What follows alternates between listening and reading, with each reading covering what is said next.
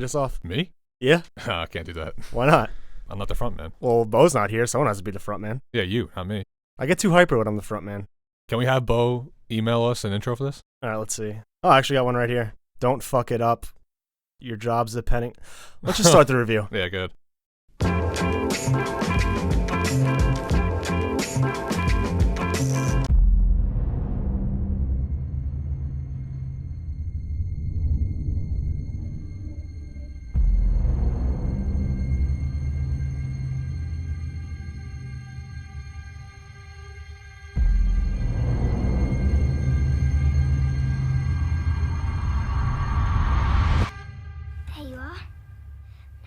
Come up with a story.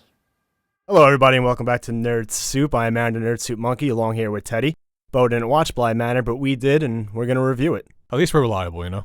Yeah, I just spent 9 hours straight binging, thinking that it was going to be a whole group effort, but... God forbid this kid watches the show. Yeah, and he's such a big Haunting of Hill House fan. He's such a big Mike Flanagan fan. You think this would be right up his alley, but... This show is great exposure for this channel, and, you dropped the ball. It is what it is. It sucks when you have to rely on us, but we always come through. Oh, reliable. So what do you think of Bly Manor? Quick thoughts, and then we'll get into the crux of all of this. All right. This whole show. I really liked the show, but I'm going to say that I was disappointed because it wasn't as advertised, I feel like, for me. Because advertised as a thriller, they dropped in October. I'm thinking it was going to be Hill House, at least to that extent. It was far from that, but it was the same token. It was also a very great show. They did a great job. Yeah, I think, Hill House is definitely scarier. Yes. That show legitimately scared the shit out of me when I watched it. And this one, not so much, but I don't think it's bad. I think they both, where Hill House excelled in all of its horror elements, it also told a very human story. Yep. And I think this one told another great human story as well. And it was definitely creepier, but it didn't have the same, it wasn't scary, it wasn't as scary visually, but I would say it was scarier in its themes. I would say it's a lot of these themes were pretty daunting to think about. It's a psychological thriller. Yeah. If you think about it. Because a lot of it tackled a lot with loss and losing someone you love and having to live the rest of your life without them and always thinking back into your past and trying to kind of escape that. And I really enjoyed those elements to it. And you're right, it's not the October fright fest that Hill House was, or other horror type, like a Hoobie Halloween, let's say. But Did you watch that? I watched that. I did watch it. It wasn't bad. Laughed a couple times. It's a good eating dinner watching movie. Yeah, but this was definitely a good show. Do you think this show could be specified as a fancy thriller? Elegant thriller? Well, I think my biggest takeaway is from watching this, did you think in a British accent? Because I think I started thinking in a British accent. I heard it so much, I actually was trying to talk like it. I think when I have a child, I'm going to raise it in London, just because I want a little British baby. Peter had the best accent. I was obsessed. Every time that guy came on screen, I loved it. I like the little kids. They're speaking so properly in British, but they're little. They were so good. My brain doesn't get that. Dude, they were so good, but they were creepy, man. The way Flora talked, perfectly splendid. Is there a count how many times she said that? I think it's 127 I counted. Oh, nice. No, I didn't count. But I think that was a big takeaway, too. I think with child actors, sometimes it's a bit of a mixed bag. I think Emily Bay Smith, who played Flora, and Benjamin Evan Ainsworth, who played Miles, were fantastic. Because there was so much to those roles. They were really the main part of the story. They were deep, man. Having to convey an horror element while also acting like a child, but there were times where they had to act like adults and they were acting as different people. That's a lot to put on child acting, and I think they did fantastic. And pretty much the whole show, I think every character was played tremendously. I think that was the best part in the show, was the acting and also the writing, because I found myself liking the flashbacks more. Yeah, those were very interesting. I think episode 5 was probably my favorite episode. That's where the season turned around for me. Yeah, that's when we saw Hannah, and she was kind of omnipresent throughout all of her memories, and you kind of got to piece things together as far as what this story is going to be for the rest of the way. And I thought that episode was my favorite episode of the season. My favorite was the first episode. I found out that Mike Flanagan wrote and directed the first episode, and that episode really set the tone for the entire series, where they delve so deep into these characters where you have to watch and stick with this show. You can't give this show its time, and it's going to pay off. Yeah, I saw some complaints that it was boring. I think that, I guess if you were going... That was my biggest complaint, was that it was boring. But then once episode 5 and 6 came, that's when it turned on. I think that 5 episodes, though, for an hour-long episodes, that's a little much. I think you should have done it a little earlier. See, I was always intrigued, and I was really encapsulated with just the just the way it was shot, some of the way it was written. I think Mike Flanagan does a perfect job in basically everything he's done so far of capturing a eerie, tense atmosphere around the stories he's telling. And up until episode 5 took it to another level for me, but I did see that complaint a lot, and I understand that if you were expecting Hill House type horror that you might be disappointed with this. But were you waiting for that aspect to come in, or did you kind of realize what the show was? I knew like 3 episodes in, I'm like, okay, we're This is not where they're going. we're not going to delve too deep into, your traditional horror. And I think with Hill House, he did a great job of implementing his style with classical elements of great horror, where a jump scare, which some movies will come off cheap, I think it really worked in Hill House. And I knew this just had a different tone when it came to that stuff. It was more... They had your typical scares in there, too, which was nice, too. The scary faces, the noises. The scariest scene, I think, was when Floor was in the attic and you heard the moaning and groaning, and it just said shush. Yeah. Viola, I think her name was, drops down, dude. That scared the shit out of me. That was Viola's sister, I think. Her name is... That was Viola's sister? Hard to pronounce, yeah. Okay. But yeah, like you said, when they dove into like the past memories of the characters, I really liked. I thought at first when they did it with Hannah, I loved it. Then the next episode, they did it with Flora a bit, and I'm like, oh, maybe they're going too far. And then they did it again with Henry and his struggles and getting more insight on how they got to this point, and I thought that was all very well done. When they do that, it's kind of like a Christopher Nolan movie. It's like where everything is starting to pay off. They did a great job tying everything together. Yeah, no, I agree. But did you like the episode 8, I believe? Or was it 7? And it was a throwaway episode, but they tied it in at the end, which, yeah. It's as you're watching it, like when that episode's over, you're like, oh, why? Is there a reason for that? Like, why?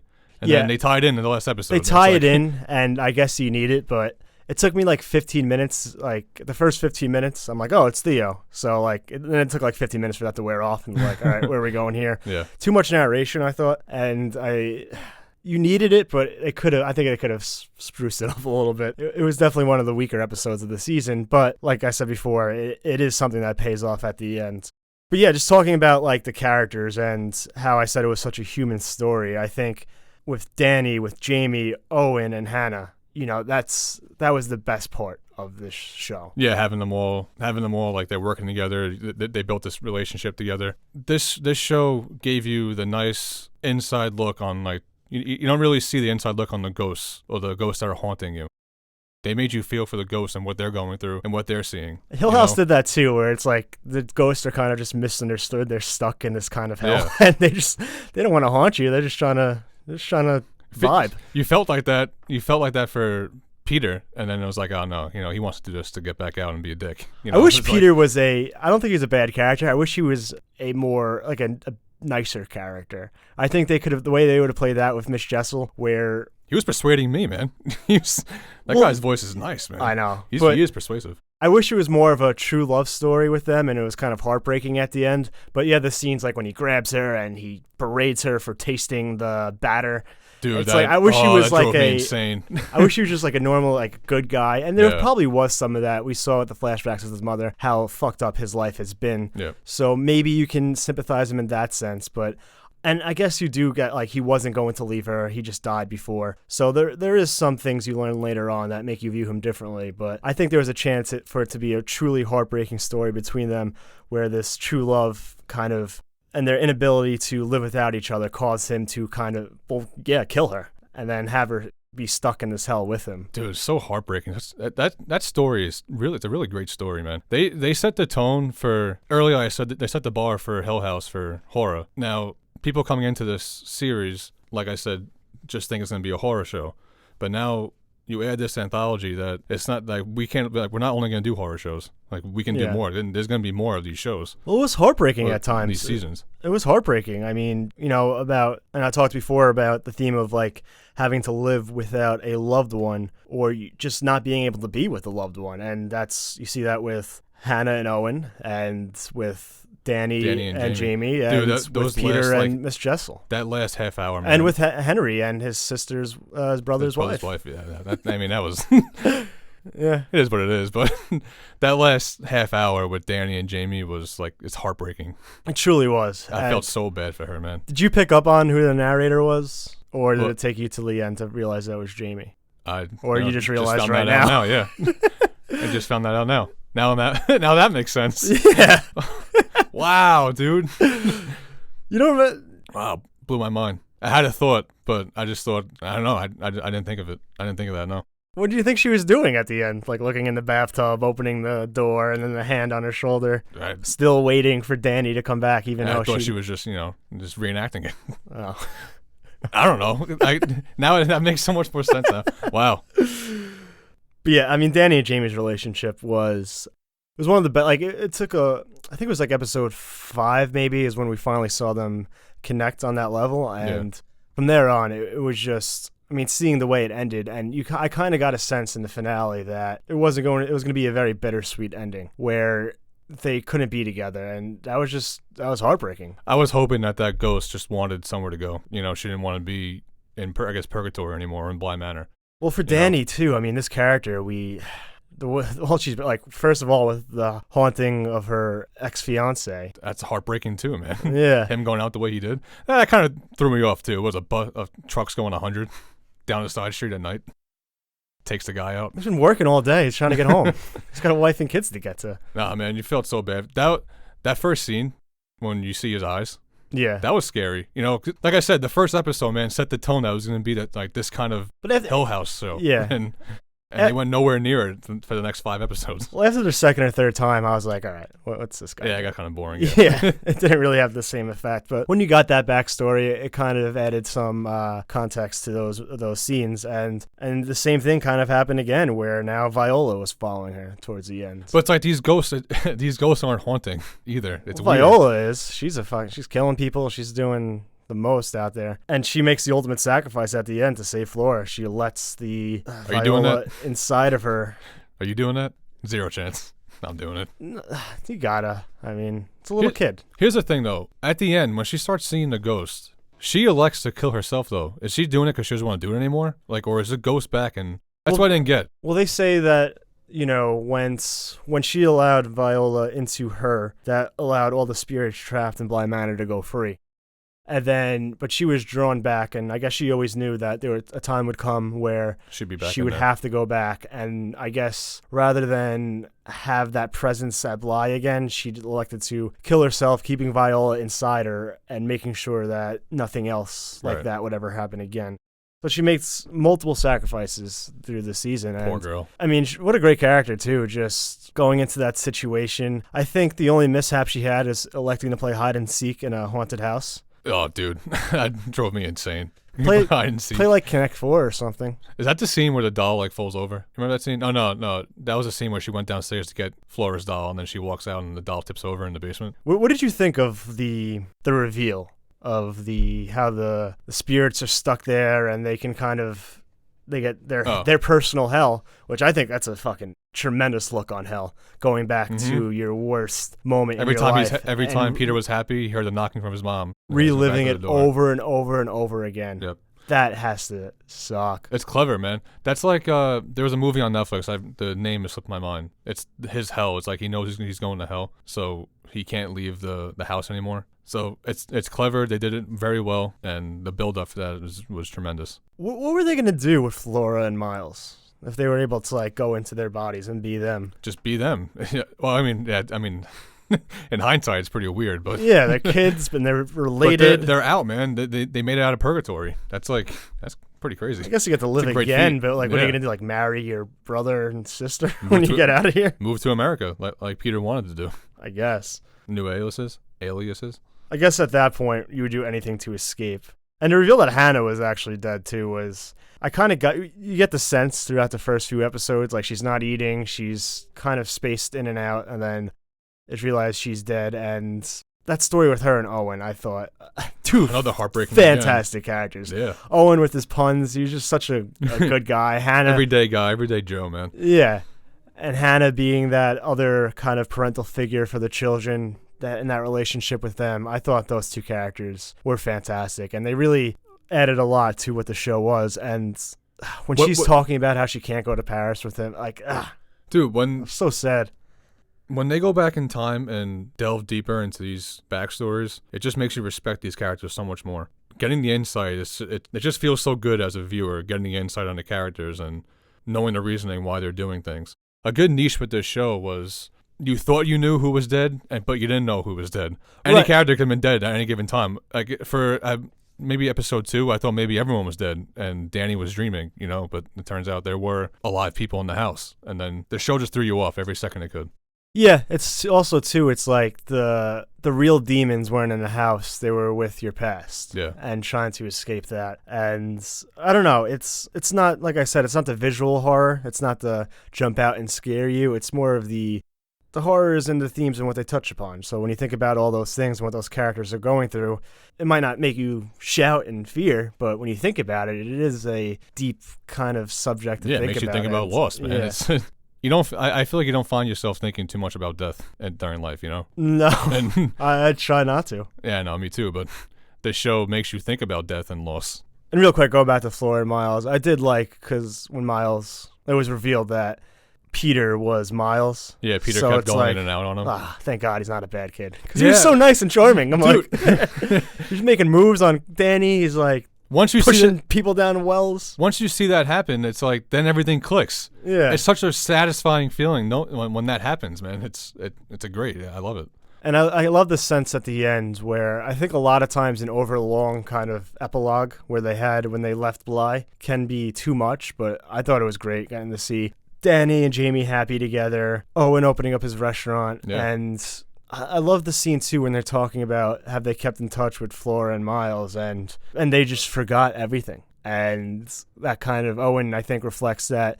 That's probably for the best. I don't know. It's kind of just where the adult characters they do move on, but they still know and they can't escape. It's kind of like they allowed the children to kind of put that behind them and live their lives. And they deserve it, man. Lost their dad. Yeah. Mom. And it was nice, too, Henry being able to escape his past demons and be able to raise Miles and Flora in a proper way. I kind of wanted Miles and Flora to be tucked away with their parents, though. That seems like a more fitting ending for them, though. It's not real. It's not. Yes, it is. Not really. It's their dreams. They're dream hopping. You're stuck in a dream in the Matrix. It's their happy place. It's not their hell. They're in their happy place. I think that'd be a little better than living your actual life. I think so. If I can relive football again, you can. And before we end this, I just want to touch on just the production of the whole show. Mike Flanagan, he does. I mean, it's like we talked about how much we liked Hill House. I think Dr. Sleep was another great horror movie recently, and what it lacks in maybe scares, it makes up for in, I guess, just the scenery and how. Yeah, just the atmosphere and just the way he's able to create these super tense moments with lighting, music, and even sometimes when nothing even happens. It's just... There was so many scenes where in the background blurred out, there'd be a ghost or a body, and then it would pan back to whoever Danny was talking to, then pan back to Danny, then it's back in the background again. I was trying to notice the ghosts because that was the big thing from Hill House. I didn't do a good job. I couldn't find any, no. No, there was a lot. I know. There was a lot of hidden ones, yeah. Well, maybe next time. I don't know. He just has a real grasp of the horror thriller genre, and he doesn't rely on cheap tricks. He works hard to create the atmosphere, get the viewer sucked in, and just kind of get enthralled with what's going on in screen, where even seemingly the more pleasant moments in the back of your mind is like, what's going to happen? Is something going to happen? You just know something's going to happen to him next. And it's it's hard to let your guard down, just take it for what it is, because you just know in the back of your mind that something's going to happen. Did you find it kind of off-putting that Henry was completely talking to his alter ego? I think some of it was a little like with the smiles, the alter ego. That's where it was a little ridiculous, but I don't know. It's kind of where you were forcing it. But you feel so bad too because he's in his hell, and it was on the nose with what his brother said to him. It's like you have to live with this guy, But that is scary to think about too. What he's living through. It's why he's an alcoholic. It's why he doesn't go see his kids. His kid. Yeah. He thought he was slick too with the. Well, I guess the mother thought she was slick too with the. Oh no, born premature. A full grown ass baby comes out 3 months early. Well, I think it was an interesting way to show that not only in this house are you forced to confront your past. He's very removed from the situation, and he still has his inner demons that he has to fight. I guess I don't know if it's brought on the same way. I guess it's brought on by his alcoholism, where he gets stuck in his own head, where he revisits these memories as a way to torture himself, rather than that's what it was. Bly Manor, it's kind of like a curse. It's purgatory.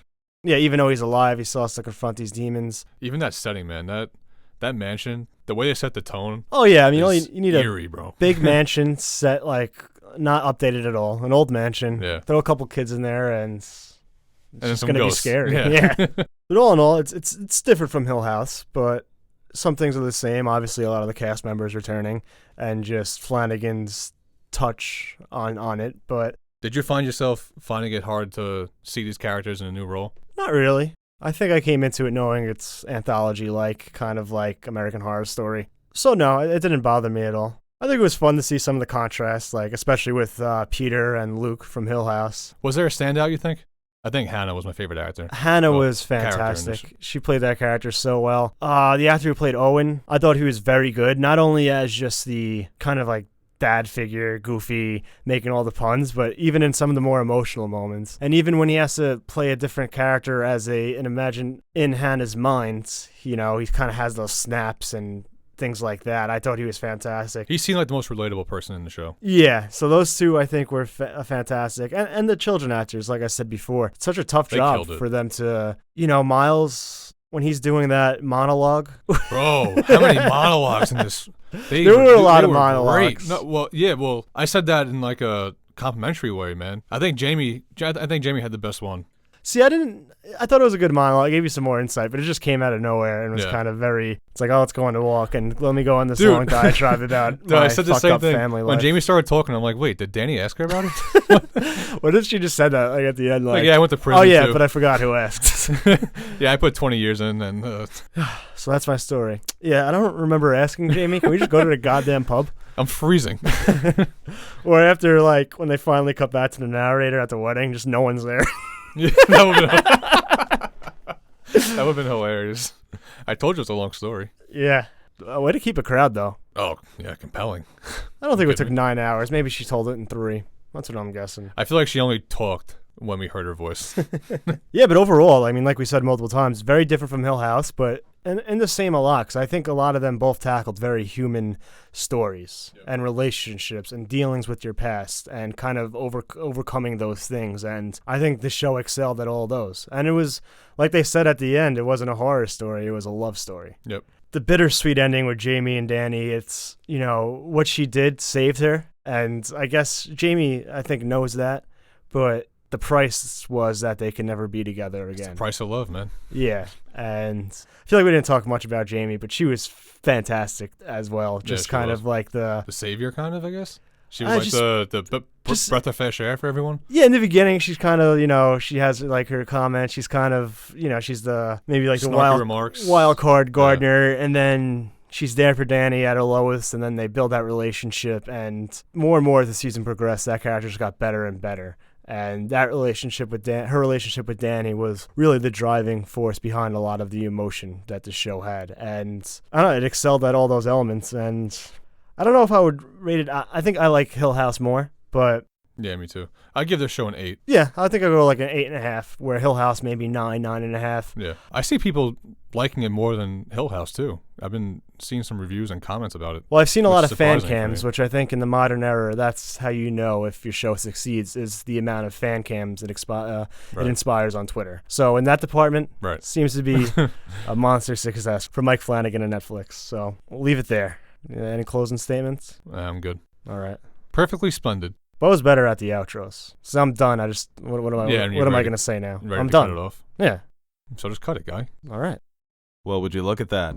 It's finally over. Hey guys, Bo Oliver here for one final send-off. Now, before I beg you guys to like and share this video, I'd like to thank our very special Patreon pledgers. We are very proud of the community we've been able to build here at NerdSoup, and it would not have been possible without our Patreon supporters. You guys are the true MVPs of this channel. Everything I've said, you keep the fridge full, you keep the lights on. There aren't enough words to thank you guys, but we'll do it anyway. Thank you. And we have a few videos coming up that have been suggested to us by Patreon pledgers. My Hero Academia, Neon Genesis Evangelion, and Full Metal Alchemist will be reviewed by Marissa, and yours truly, and Castlevania, which will be reviewed by Marissa and Aaron. And if you'd like to consider donating to our Patreon page, you can visit patreon.com/nerdsoup and check out some of the rewards we offer to our listeners. And really, we'd like to thank everyone who takes the time out of their day to watch our videos. Patreon pledger or not, your support is what keeps us motivated to keep giving the world our opinions on movies and TV shows and video games and pop culture, even though no one asked for it. We're still here, we're still yapping, and we hope you continue to join us.